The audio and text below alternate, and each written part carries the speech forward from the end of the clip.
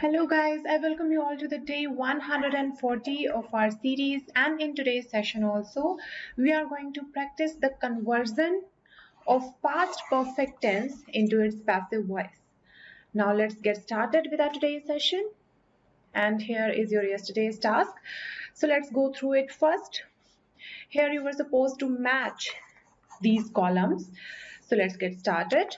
We don't want to feel dash. We don't want to feel coerced. Means we don't want to feel forced. Next is the incident aroused. The incident aroused suspicion. Suspicion. Next is I believe it will make a big difference.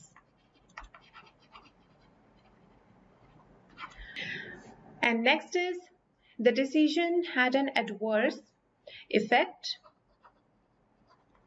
Next is the move will have serious, and it would be repercussions. Repercussions. Next is the suspect had a clear motive. Next is the company is planning commercial spin-offs. And the last one is the move generated considerable income. So now this is our next exercise. The house took a long time to build, but the end is fantastic. So here the word result is missing just after this word end. So the end result is fantastic. Next is what made you ring Robert? Oh, reason. No reason. Next is the new law came effect at the beginning of the June. The new law came into effect. Next is too much sunlight can have a effect on your skin, can have a detrimental effect. A detrimental effect on your skin. Next is current levels of deforestation will have long-term consequences. Or you can also write repercussions. Repercussions. Next is I'm not really sure what him to resign so suddenly. What prompted? What prompted?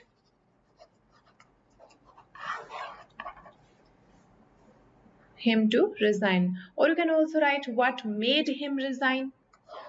That would also suffice for this blank. Next is what was the final of the talks in Bali? What was the final outcome? Final outcome or final result of the talks in Bali. And the last one is one indirect result or knock on will be price rises throughout the economy. It would be knock on effect.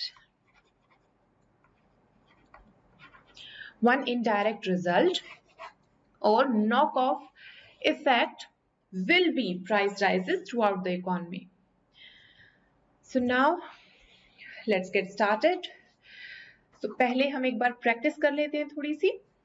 देखिए somebody had eaten the last piece of cake. तो यहाँ इसका passive हो जाएगा the last piece of cake. आप ध्यान रखना cake से मत स्टार्ट कर देना. केक को अगर आप स्टार्टिंग में ले आओगे तो वो नहीं बन पाएगा क्योंकि कंप्लीट ऑब्जेक्ट को हम आगे लेके आते हैं. तो यहाँ पे ऑब्जेक्ट केक नहीं है, यहाँ पे कंप्लीट ऑब्जेक्ट है the last piece of cake, क्योंकि हमने किया था object means object answers to what और whom. तो यहाँ पे आंसर आ रहा है somebody had eaten what, the last piece of cake. what का आंसर है कंप्लीट आ रहा है the last piece of cake, that means ये कंप्लीट हमारा ऑब्जेक्ट है the last piece of cake. उसके बाद में had been eaten. ये हो गया. By somebody required नहीं है. Next is I discovered that someone had copied my brilliant idea. It was discovered. देखिए I discovered, मैंने खोजा. It was discovered, यह खोजा गया या फिर यह पता लगाया गया. That someone, that का हम ऐसे कैसे रहने देंगे. That someone had copied my brilliant idea, तो ये हो जाएगा my brilliant idea had been copied. Next is he had cooked French fries, so French fries had been cooked. By him is optional for you. Next is we had selected players. Players had been selected. तो ये थी एक exercise हमारी passive की. इनको और देख लेते हैं. अभी मैं आपको ये कहूंगी आप जल्दी से यहाँ पे वीडियो को पॉज कीजिए और एक अटेम्प्ट आप खुद से दीजिए. आई एम श्योर आपने कर लिया होगा. तो चलिए आंसर्स में आते हैं. He had chicken. तो यहाँ पे जो एक had है ये तो ये हो गया हेल्पिंग वर्ब वाला. जो नेक्स्ट had है यहाँ पे ये हो गया taken. taken या फिर eaten. जो नेक्स्ट had है उसको हम taken भी यूज कर सकते हैं, taken की सेंस में भी ले सकते हैं, उसको हम eaten की सेंस में भी ले सकते हैं. तो यहाँ पे अगर ये होता he had eaten chicken, he had taken chicken या फिर he had chicken, तीनों का एग्जैक्टली सेम मीनिंग है. तो इसको जब हम चेंज करेंगे तो ये हो जाएगा chicken had. अभी ये फर्स्ट had है हमारा हेल्पिंग वर्ब. अब हेल्पिंग वर्ब के बाद में, हेल्पिंग वर्ब वाले had के बाद में हम यहाँ पे देखिए ऊपर स्ट्रक्चर में बीन यूज कर रहे हैं. तो ये हो जाएगा बीन. उसके बाद में जो मेन वर्ब थी उसकी थर्ड फॉर्म यूज की जा रही है. मेन वर्ब भी हमारे यहाँ पे had है तो ये हो जाएगा had by him. Chicken had been had by him और chicken had been taken by him. Chicken had been eaten by him. ये हो जाएगा. नेक्स्ट में आते हैं had we understood the wildlife lecture. तो एक लेक्चर की बात हो रही है तो यहीं से हम स्टार्ट करेंगे. The wild life lecture had. Okay wait, ये सेंटेंस हमारा इंट्रोगेटिव सेंटेंस था तो इंट्रोगेटिव के केस में हम हेल्पिंग वर्ब से ही स्टार्ट करेंगे. ये हो जाएगा had the wild life lecture been understood. Understood question mark और ऑप्शनल है आप ये भी लिख सकते हो by us. Had the wild life lecture been understood. Next है वाई से स्टार्ट हो रहा है. नेक्स्ट WH फैमिली से. तो वाई सेम रखेंगे. WH फैमिली हम कभी भी चेंज नहीं करते कन्वर्जन में. सिर्फ हमारी हेल्पिंग वर्ब चेंज होती है और वो भी प्रेजेंट के केस में. इज एम आर चेंज हो सकती है, उसके अलावा हैज हैव चेंज हो सकती है, लेकिन ये हैड ये कभी नहीं चेंज होगी. V2 चेंज नहीं होगी, पास्ट वाली चेंज नहीं होंगी, ना ही फ्यूचर वाली होंगी. तो देखिए why had they not share the whole story. Why had the whole story not been shared and question mark at the end. Last one is how had he helped her. So how had she, because her का आगे आके हमारा she हो जाएगा. How had she been helped by him. और last में हो जाएगा हमारा क्वेश्चन मार्क. नेक्स्ट में आते हैं. अब एक काम करिए, जल्दी से आप यहाँ पे स्क्रीन को पॉज कीजिए और एक ऑनेस्ट अटेम्प्ट दीजिए आप खुद से. आई एम श्योर आपने कर लिया होगा। तो चलिए आंसर्स में आते हैं इनके। क्या बारिश शुरू होने से पहले क्रिकेट खेला जा चुका था? तो देखिए हम जो ओरिजिनल सेशंस हैं, जो हमारे एक्टिव वॉइस के जो सेशन थे, जो स्टार्टिंग में हमने किए थे, 50 से भी कम में थे जो, उनके केस में हमने ये पढ़ा था कि जब भी कभी दो सेंटेंसेस को साथ में लेके आया जाएगा तभी हम ये बना पाएंगे पास्ट परफेक्ट। अगर कोई एक सेंटेंस दिया गया है तो वहां पे पास्ट परफेक्ट बनाना लगभग इम्पॉसिबल हो जाता है, क्योंकि जब दो सेंटेंसेस दिए जाते हैं तो उनमें जो सबसे पुराना होता है वो पास्ट परफेक्ट में लिखा जाता है। ये कॉन्सेप्ट मैंने आपको बताया था। तो इस वजह से जो पहले जो हमने प्रीवियस सेशन में किए थे वो सिर्फ आपकी प्रैक्टिस थी। अभी इस सेशन में आप देखिए, जैसे यह है, क्या बारिश शुरू होने से पहले क्रिकेट खेला जा चुका था, तो इसको हम इस तरह से कन्वर्ट करेंगे, had the cricket been played before और by them मत लगाइए, जरूरी नहीं है। before the rain started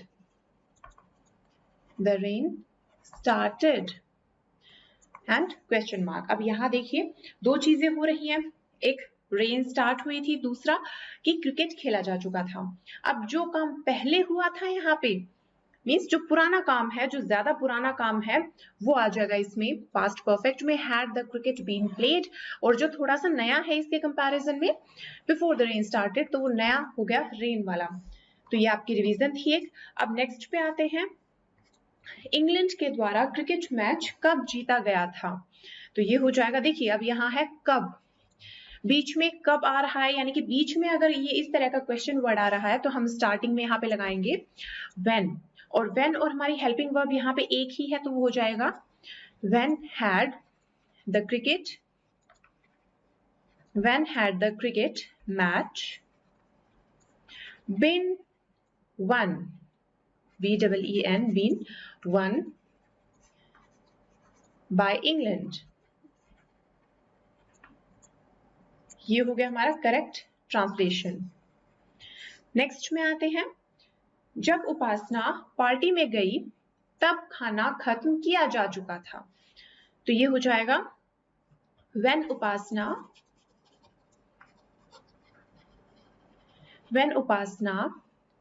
reached the party, reached या फिर got भी हो सकता है, got to the party, या फिर when Upasana reached the party, उसके बाद में क्या है, तब तक खाना खत्म हो चुका था। तो इसको हम इस तरह से कर लेंगे, the food had already been finished या फिर eaten up। अगर आप eaten लगाते हो आपको up जरूर ऐड करना पड़ेगा, क्योंकि ये इसके साथ में फिक्स्ड प्रपोजिशन है, अदरवाइज आप फिनिश लगा के भी सेंटेंस को खत्म कर सकते हो यहाँ पे। नेक्स्ट में आते हैं अभी, ओके, यहाँ एक स्टेटमेंट रह गई, पिछली रात जब हम घर पहुंचे तब खिड़की तोड़ी जा चुकी थी। तो ये हो जाएगा पिछली रात, लास्ट नाइट। आपकी मर्जी है, आप एंड में भी रख सकते हो, आप स्टार्टिंग में भी रख सकते हो।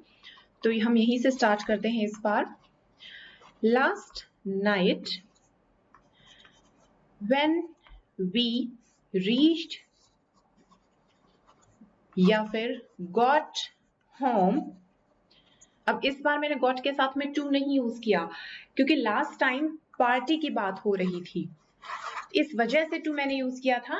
लेकिन यहाँ देखिए home से पहले हम कोई प्रपोजिशन नहीं यूज करते, इस वजह से यहाँ पे to भी हमने नहीं यूज किया। So when we reached home या फिर when we got home, और जो got है ये थर्ड फॉर्म भी होती है, देखिए get, got, got या फिर get, got, gotten। तो थर्ड फॉर्म got भी हो सकती है, gotten भी हो सकती है। when we reached या फिर got home। next is the window, खिड़की पहले ही तोड़ी जा चुकी थी, the window had been broken. खिड़की तोड़ी जा चुकी थी, the window had been broken. Next में आते हैं। अब यहाँ पे फिर से जल्दी से आप स्क्रीन को पॉज कीजिए। 3 ही स्टेटमेंट्स हैं, एक अटेम्प्ट दीजिए अपना, honest attempt. I am sure आपने कर लिया होगा। तो चलिए आंसर्स पे आते हैं। फर्स्ट है, सनी हमारे साथ फिल्म देखने नहीं गया क्योंकि उसके द्वारा उपन्यास पहले ही पढ़ा जा चुका था। तो यहाँ पे काफी लेंथी हो गया सेंटेंस, तो चलिए स्टार्ट करते हैं। ये हो जाएगा, सनी हमारे साथ फिल्म देखने नहीं गया। सिंपल पास्ट है, तो ये हो जाएगा did not go to movie. Direct आप ये यूज कर सकते हो, did not go to movie with us क्योंकि हमारे साथ है, या फिर did not go to watch the movie or watch the film. Actually, film is a British word and movie is American word.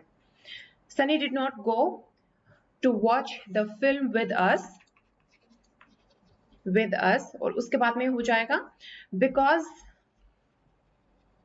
because he had already, क्योंकि उसके द्वारा उपन्यास पहले ही पढ़ा जा चुका था। ओके, उसके द्वारा है, so the novel had already, ये हो जाएगा the novel had already been read by him. So यहाँ पे read, ये एक्चुअल में इसको प्रोनाउंस रेड किया जाता है, अदरवाइज स्पेलिंग तीनों में सेम रहती है, read, red, red.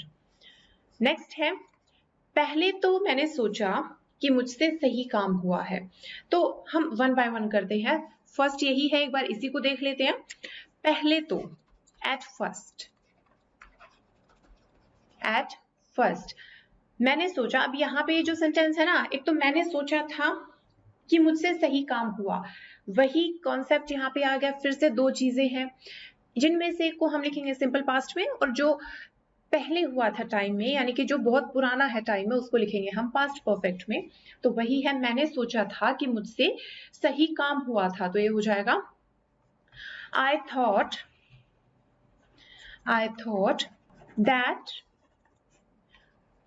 the right thing had been done by me. Right thing had been done by me. मुझसे सही काम हुआ था, लेकिन जल्दी ही मुझे एहसास हो गया कि मुझसे बहुत बड़ी गलती हो गई थी। तो यहाँ पे फिर से 2 स्टेटमेंट हैं, एक कि मुझे एहसास हो गया, नेक्स्ट क्या है कि मुझसे बहुत बड़ी गलती हो गई थी। इनको देख लेते हैं एक बार। तो ये हो जाएगा, but soon I realized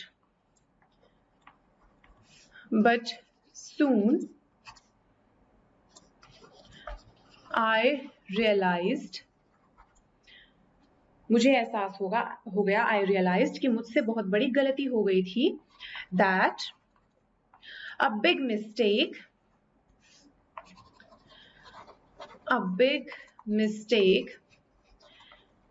had been done by me. तो ये कंप्लीट स्टेटमेंट है, और बिग मिस्टेक की बजाय अगर आप चाहो तो और सिनोनिम्स भी इसके यूज कर सकते हो, जैसे कि दैट अ ब्लंडर। और ब्लंडर का मीनिंग ही होता है बिग मिस्टेक। इन दोनों को मिला के ये वर्ड बनता है ब्लंडर। तो ध्यान रखना, कभी बिग ब्लंडर नहीं बोलना, क्योंकि ब्लंडर में पहले से ही ये जो बिग है ये वर्ड इंक्लूडेड है। हाँ, आप ये बोल सकते हो, एक इडियम होता है, मुहावरा होता है, द हिमालयन ब्लंडर, ये बोला जा सकता है, लेकिन बिग ब्लंडर या ह्यूज ब्लंडर वो कभी नहीं बोला जा सकता। या फिर आप डायरेक्ट बोलिए बिग मिस्टेक या huge mistake.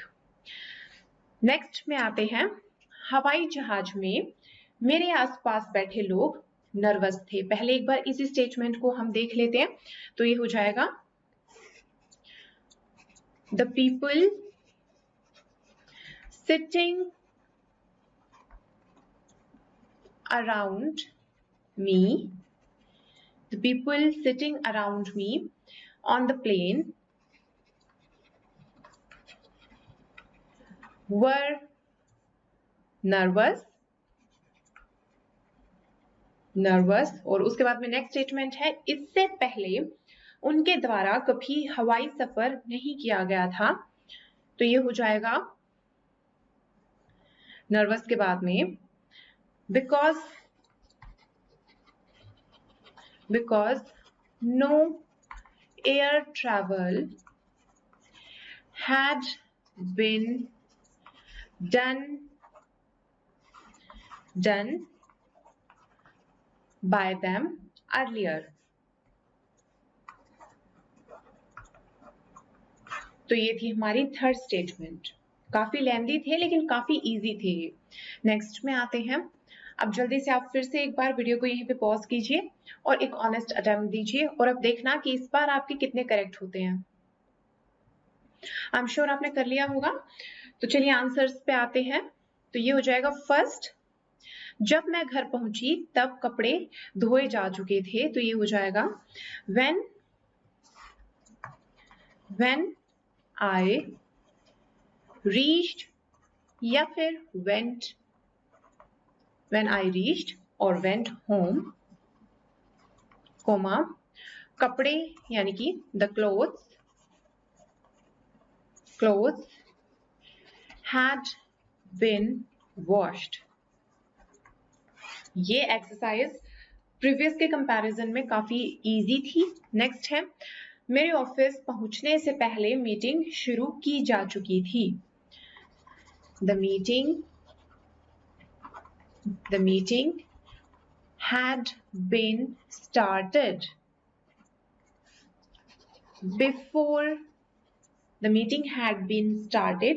before I reached the office। Before I reached the office, or you can also say this like before my reaching in the office। That too is grammatically correct, before my reaching in the office। Next है, मेरे पास रुपए नहीं थे क्योंकि मेरा purse चोरी हो चुका था। तो ये हो जाएगा I did not have money because my purse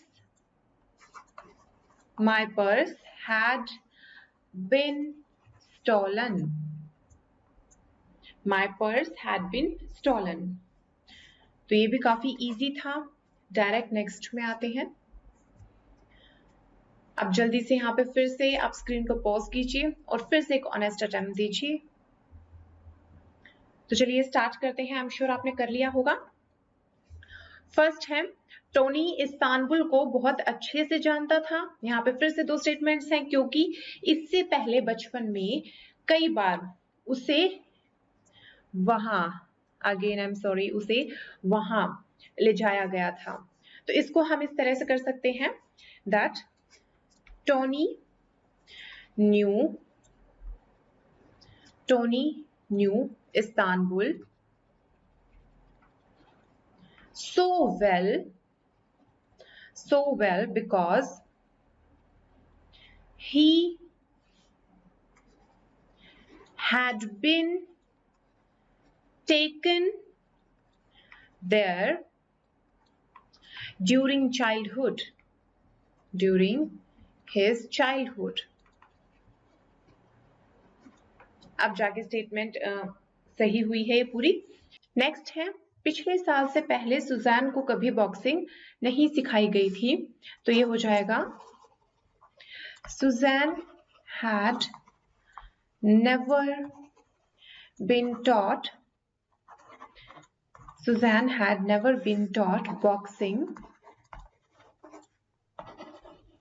before the last year। पिछले साल से पहले, बिफोर द लास्ट ईयर। यह तीसरी बार था जब आरजू का पासपोर्ट चोरी हुआ था। आपको ये पढ़ के समझ में आ गया होगा। बिल्कुल इसी के सिमिलर स्टेटमेंट हमने प्रेजेंट परफेक्ट के केस में भी की थी। वहां पे क्या था, क्योंकि ऑब्वियसली वो प्रेजेंट परफेक्ट था, वहां पे था इनकी बजाय है गिवन था। यह तीसरी बार है जब आरजू का पासपोर्ट चोरी हुआ है, तो वहां पे ये था कि यह तीसरी बार है। लेकिन यहाँ क्योंकि पास्ट की बात हो रही है तो इसको हम इसी तरह से करेंगे। ये हो जाएगा दिस वॉज, अब यहां इस नहीं करेंगे, this was the third time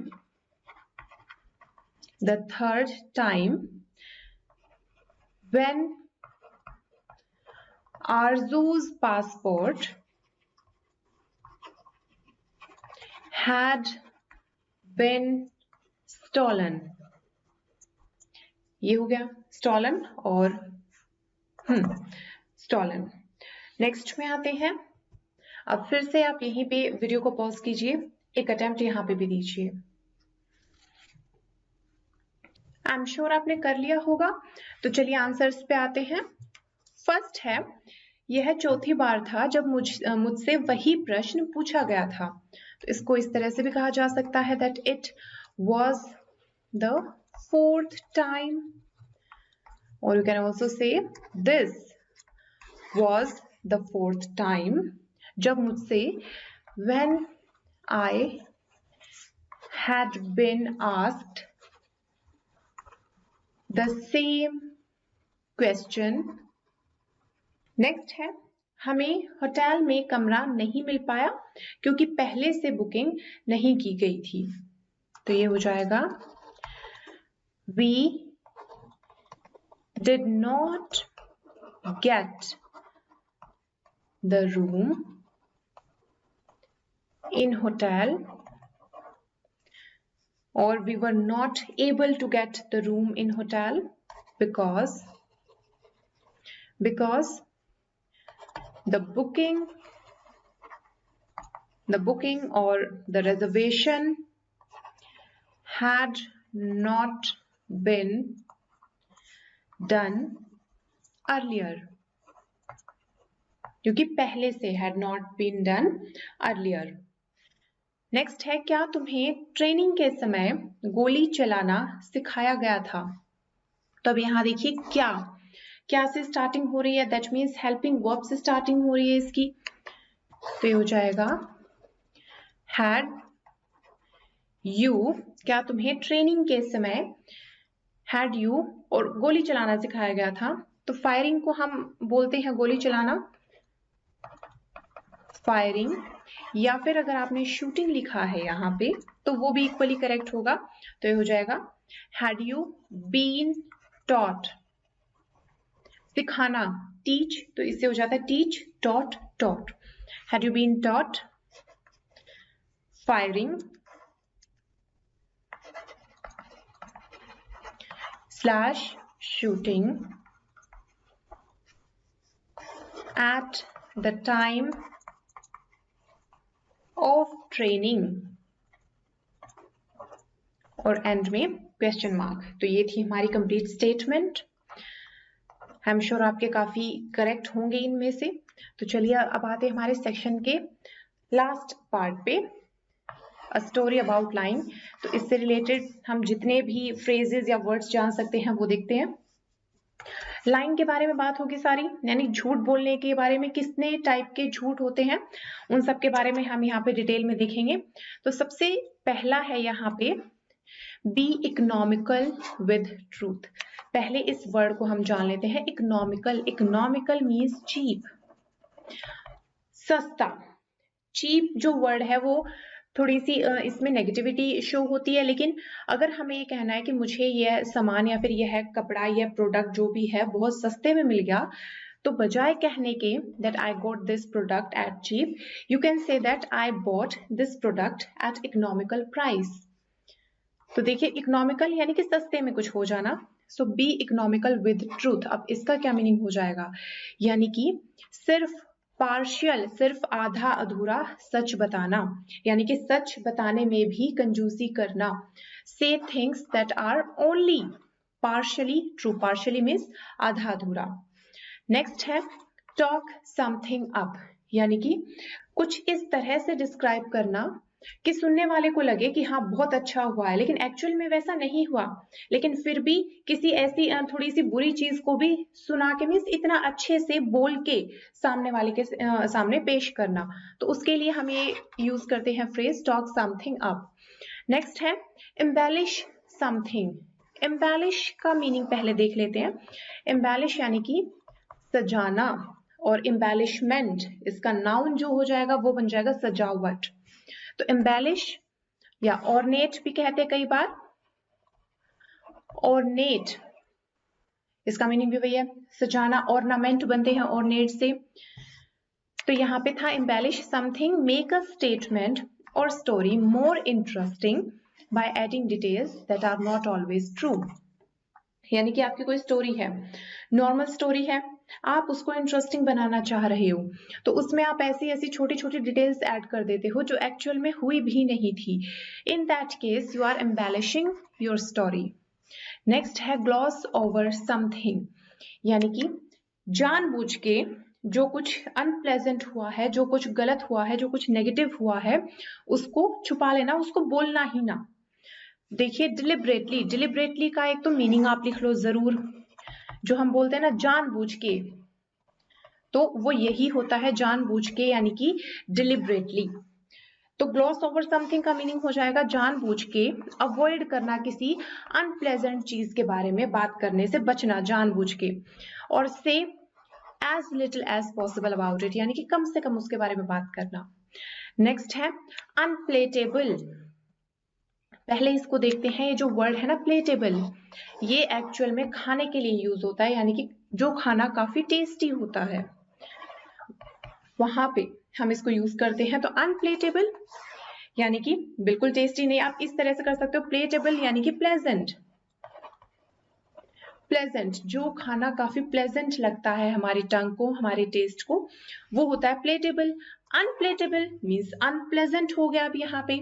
so unpalatable lie, unpalatable झूठ किसको बोलते हैं, unpleasant and hard to accept, कि आपको अच्छा नहीं लग रहा या फिर आपको रियलिटी पता है लेकिन आप उसको एक्सेप्ट नहीं करना चाह रहे, तो वो झूठ ये हो जाएगा। नेक्स्ट है नेमली। नेमली यूजुअली किसी को भी इंट्रोड्यूस करने से पहले हम ये यूज करते हैं, that something is called as this. तो कॉल्ड एज जो है उसकी जगह हम नेमली भी यूज कर सकते हैं। नेक्स्ट में आते हैं सस्टेन समथिंग, मीन्स कोई चीज है उसको लंबे समय तक प्रिजर्व करके रखना, उसको लंबे समय तक कॉन्टिन्यूटी में रखने की कोशिश करना, वो हो जाता है सस्टेन। सस्टेन से ही बनता है हमारा सस्टेनेबल डेवलपमेंट, जिसका आप सबको पता है। नेक्स्ट है डिटेक्ट समथिंग, कोई चीज ऐसी है जो तुरंत देखते ही नजर नहीं आ रही, हमें नोटिस करना पड़ रहा है उस चीज को, हमें ऑब्जर्व करना पड़ रहा है, तो वहां पे हम इसको यूज करेंगे detect something. Something that is hard to see or hear, यानी कि कोई ऐसी चीज जिसको एकदम से देख पाना या एकदम से सुन पाना मुश्किल हो, उसके लिए हमें नोटिस करना पड़ रहा हो चीजों को। नेक्स्ट है डिटेरियोरेट। डिटेरियोरेट आई गेस ये हम ओके ये हमने नहीं किया, हमने डेट्रीमेंटल वर्ड किया था, ऑलमोस्ट सिमिलर है। डेट्रीमेंटल जैसे कोई भी चीज है, फॉर एग्जांपल हेल्थ, हेल्थ दिन ब दिन कमजोर होती जा रही है, खराब होती जा रही है, बिगड़ती जा रही है, वहां पे हम इस वर्ड को भी यूज कर सकते हैं डेट्रीमेंटल। वहां पे हम डिटेरियोरेट इसको भी यूज कर सकते हैं। डिटेरियोरेट का यही मीनिंग होता है कि दिन ब दिन बदतर होते जाना कुछ। डिटेरियोरेट वर्ब फॉर्म हो गई, इसका नाउन फॉर्म हो जाएगा डिटेरियोरेशन, TION सफिक्स लगने के बाद में। अब जैसे मैं यही हेल्थ का एग्जांपल फिर से लेती हूँ, अगर मैं ये कहना चाह रही हूँ कि आपकी हेल्थ दिन ब दिन बद से बदतर होती जा रही है, तो मैं आपको ये कह सकती हूँ that your health is deteriorating day by day, या फिर your health is just getting detrimental day by day. Next है इंट्रोगेशन। इंट्रोगेशन पूछताछ करना किसी से, लेकिन यहाँ पे एक चीज और है, स्पेशली इन एन एग्रेसिव वे, किसी एग्रेसिव वे में पूछताछ करना, तो वहां पे हम इसको यूज करते हैं इंट्रोगेशन। TION है तो ये हमारी वर्ब हो गई, और इंट्रोगेट ATE है तो ये सफिक्स होता है हमारे वेट। TION है तो ये हमारा नाउन सफिक्स है, तो इस वजह से इंट्रोगेशन नाउन हो गया हमारा। और यहाँ पे देखिए ATE हमारा वर्ब सफिक्स होता है। नेक्स्ट में आते हैं catch somebody out. To make somebody make a mistake, कि किसी से कोई गलती करवाना और उसके बाद में उसको रंगे हाथों पकड़ना, या फिर कोई गलती कर रहा है उस टाइम पे उसका पकड़ा जाना, कैच समबडी आउट ये हो जाएगा। या फिर to get caught red handed, ये इसके लिए इडियम होता है। नेक्स्ट है, और यहाँ पे देखिए to get caught red handed यानी कि कोई भी गलती कर रहा है तब पकड़ा जाए, लेकिन कैच समबडी आउट में वो सिर्फ झूठ बोलते हुए पकड़ा जाएगा, वहां पे इस पता चल जाएगा कि हाँ वो पर्सन जो है वो झूठ बोल रहा है। नेक्स्ट है ह्यूमिलिएटेड। ह्यूमिलिएटेड यानी कि बेइज्जती होना या करना, दोनों केसेस में यूज किया जा सकता है। फीलिंग अशेम्ड, फिर से शर्मिंदगी महसूस करना, because you have lost the respect of other people, क्योंकि अब जो दूसरे लोग हैं वो आपकी रिस्पेक्ट नहीं करते। तो ह्यूमिलिएटेड या ह्यूमिलिएट ये दोनों हो गए हमारी वर्ब, और TION ये बन गया हमारा नाउन। नेक्स्ट है नीडलेस टू से। हम जैसे हिंदी में बोलते हैं ना कि ये तो बताने की जरूरत नहीं है, वो तो बहुत आसान है, यानी कि वो तो दिखाई दे ही रहा है, वो तो ऑब्वियस है, सामने दिखाई दे रहा है, बताने की अलग से जरूरत नहीं है, तो वही इसका मीनिंग हो जाएगा ऑब्वियसली। तो यहाँ पे आप देखोगे कि कितने सारे वर्ड्स, कौन कौन से फ्रेजेस कहाँ यूज हो रहे हैं, इन सबको आपको फिल करना है। और इसके बाद में आपको रिवाइज भी करना है आपका future perfect tense. So guys, thanks for listening and just keep practising.